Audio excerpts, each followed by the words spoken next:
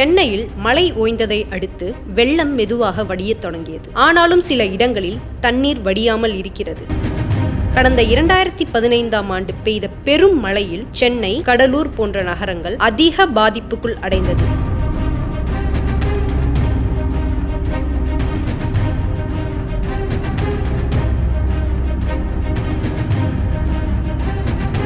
அதில் பெற்ற அனுபவத்தை தற்போது வரை நாம் உணராமல் இருக்கிறோம். அதனுடைய வெளிப்பாடே தற்போது ஏற்பட்டுள்ள வெள்ளப்பெருக்கு.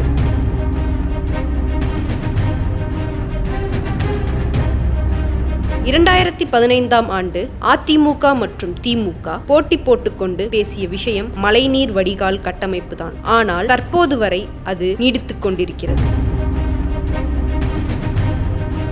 திமுக ஆட்சிக்கு வந்ததும் 4000 கோடி மழைநீர் வடிகால் கால்வாய் திட்டத்திற்காக ஒதுக்கியுள்ளோம் என்று சொன்னார்கள். அதன் கட்டமைப்பு பணிகள் மிக தீவிரமாக தொடங்கியது. ஆனால் முடிவடைந்ததா என்பது மிக முக்கியமான கேள்வி. இந்த ஆண்டு பெய்த மழைக்கும் மழைநீர் சாலைகளில் தேங்கியது. ஆகையால் தான் எதிர்க்கட்சியினர் 4000 கோடி எங்கே என்ற கேள்வியும் கேட்க ஆரம்பித்து விட்டனர். இந்த கேள்வி ஒருபுறம் இருக்க, இந்த மழை வெள்ளத்தில் சிக்கிய மக்களை பாதுகாப்பதில் அரசு பல முயற்சிகள் மேற்கொண்டுள்ளன. பாதிக்கப்பட்ட இடங்களை முதல்வர் முதல் கவுன்சிலர் வரை நேரில் சென்று களப்பணி ஆற்றுகிறார்கள். பாதிக்கப்பட்ட மக்களுக்கு உணவு, பால் போன்ற பொருட்களை கொடுப்பது, வெள்ளத்தில் சிக்கிய மக்களை மீட்பது போன்ற பணிகளை செய்து வருகின்றனர்.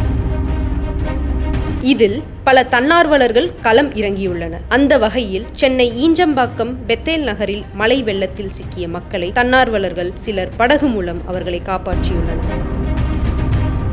மிக்ஜாம் புயல் பாதிப்பு, ஈஞ்சம்பாக்கம் மக்களின் அவலநிலை, பெத்தேல் நகரில் இருந்து நமக்கு கிடைத்த பிரத்யேகமான காட்சிகள்.